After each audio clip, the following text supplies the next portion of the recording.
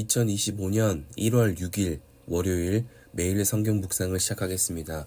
오늘 하나님의 말씀은 여호수아 4장 4절로 7절까지의 말씀입니다. 여호수아 4장 4절에서 7절까지의 말씀입니다. 여호수아가 이스라엘 자손 중에서 각 지파에 한 사람씩 준비한 그 12사람을 불러 그들에게 이르되 요단 가운데로 들어가 너희 하나님 여호와의 궤 앞으로 가서 이스라엘 자손들의 지파 수대로 각기 돌 한 개씩 가져다가 어깨에 매라. 이것이 너희 중에 표징이 되리라. 후일에 너희의 자손들이 물어 이르되 이 돌들은 무슨 뜻이냐 하거든 그들에게 이르기를 요단 물이 여호와의 언약궤 앞에서 끊어졌나니 곧 언약궤가 요단을 건널 때에 요단 물이 끊어졌으므로 이 돌들이 이스라엘 자손에게 영원히 기념이 되리라 하라 하니라. 아멘. 사람들은 순서를 중요하게 여깁니다. 어떤 일을 마주할 때 어떤 것부터 해야 할지, 혹은 어려움이나 갈등이 있을 때 어떤 것부터 하지 않아야 할지, 즉 우선순위를 정하여 그 순서대로 어떤 일을 처리하는 경우가 많습니다. 그런데 하나님의 순서와 사람의 순서는 매우 다르다는 것을 우리는 놓쳐선 안 됩니다.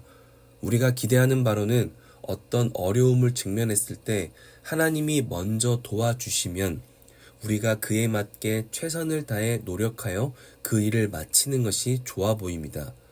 과거 우리나라 6.25 전쟁의 경우에도 미군의 비행기가 폭탄을 먼저 떨어뜨려 주거나 혹은 뒤에서 엄호 사격이라고 하는 총을 먼저 쏘아줄 때 군인들은 적진으로 돌격했습니다. 이처럼 도와줄 누군가가 있다면 먼저 나서주는 것이 올바른 순서인 것 같습니다. 하지만 그렇게 먼저 도와주기 시작할 때 생겨나는 문제가 무엇인가 하면 도움 없이는 아무런 일을 하지 못한다는 것입니다.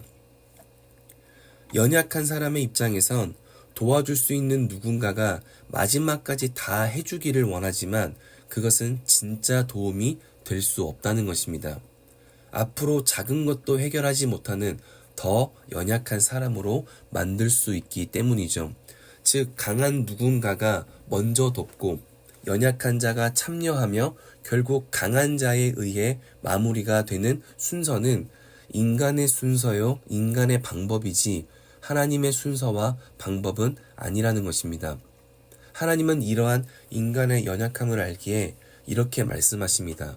4절과 5절에 각 지파에 한 사람씩 준비한 그 12사람을 불러 요단 가운데로 들어가 지파의 수대로 각기 돌 한 개씩을 가져다가 어깨에 매라. 그리고 6절에 이것이 너희 중에 표징이 되리라. 7절 이 돌들이 이스라엘 자손에게 영원히 기념이 되리라 하라. 아멘. 하나님은 12돌을 취하여 이스라엘 자손에게 영원한 표징이요 기념이 되길 원하셨습니다. 어떤 것을 영원히 남기고 싶으셨을까요? 하나님의 일하심의 순서를 영원히 남기고 싶으셨습니다. 1절의 말씀처럼 이스라엘은 요단강을 건넜습니다. 그런데 그 방법이 무엇이었는가 하면 언약궤를 메고 있던 제사장들이 먼저 백성들 앞에 걸어갔습니다.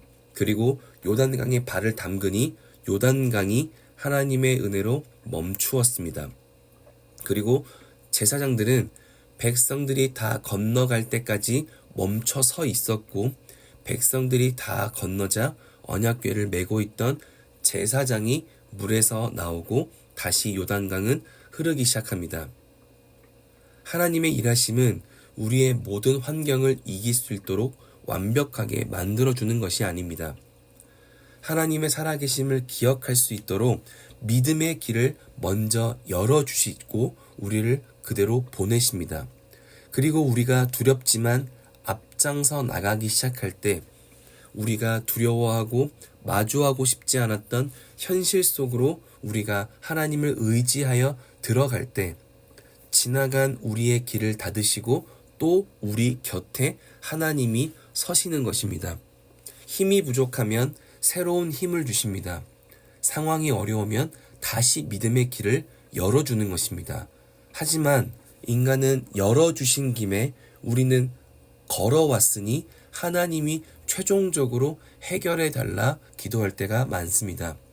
그래서 하나님은 이스라엘에게 지나왔던 요단강의 열두를 취하여 기념하라고 말합니다. 그것은 요단을 건넜다는 기념보다는 하나님의 순서를 강조하는 것입니다. 말씀을 기억할 수 있다면 우리는 오늘 이것을 확인해야 합니다. 나는 하나님이 열어주시는 믿음의 길을 열심히 걸어가고 있는가? 그리고 나는 하나님의 도우심만을 바라고 내 삶의 노력을 멈추고 있진 않은가?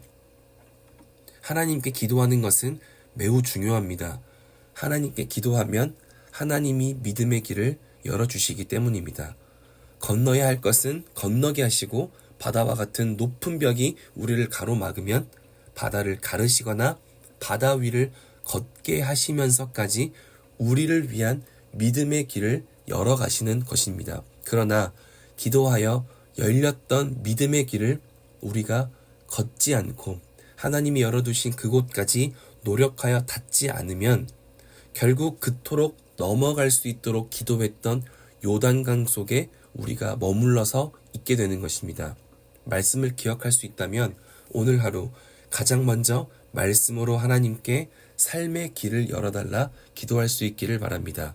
그리고 기도할 때 하나님께서 믿음의 문을 열어주시기를 주의 이름으로 축복합니다. 그리고 그 믿음의 길을 힘써 걸어갈 수 있는 저와 여러분 될 수 있기를 바랍니다.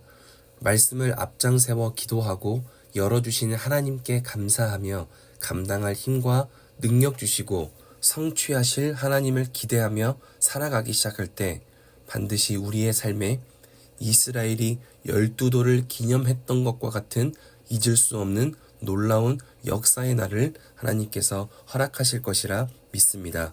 그렇게 오늘 하루 말씀을 앞장 세우고 믿음과 담대함으로 삶의 현장으로 나아가는 그리고 기도의 성취와 완성을 이루어내는 능력 있는 월요일 될 수 있기를 주의 이름으로 축복합니다.